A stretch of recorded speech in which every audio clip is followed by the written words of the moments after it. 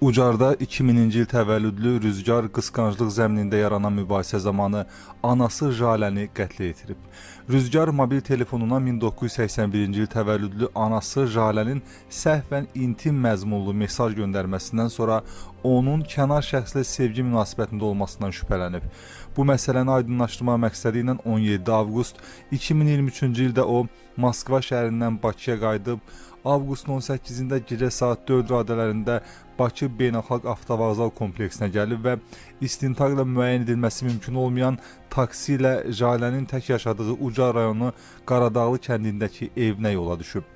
Rüzgar Jalənin yatdığı otağa daxil olub, yuxudan oyanan anasından kiminlə sevgi münasibətində olduğunu soruşub.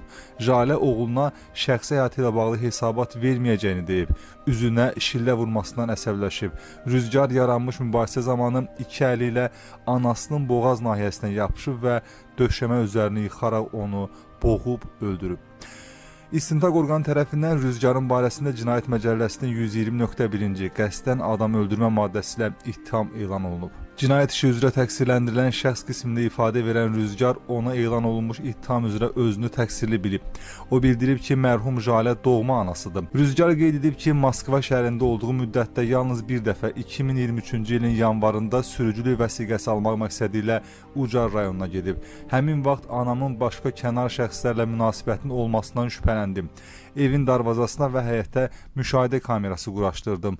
10-15 gün qaldıqdan sonra yenidən Moskvaya qayıdaraq işlərimə davam etdim. Moskvada olduğum müddətdə anamla hər gün əlaqə saxlayırdım. Təqsirləndirilən şəxsin sözlərinə görə 16 avqust 2023-cü ildə WhatsAppda anasından səhvən gələn səsli mesaja qulaq asdıqda onun kənar şəxslə intim münasibətdə olmasını başa düşüb, dərhal anama zəng edərək bu səslərin nə olduğunu soruşdum. Anam mənə səs atdığını inkar etməyə başladı, sonra da telefonunu söndürdü. Yenidən səsləri anama göndərdim, sonra ona zəng etdim. Anam zəngə 3 dəfə cavab verdi. Telefonda ona evdən çıxıb yox olmağı tapşırdım.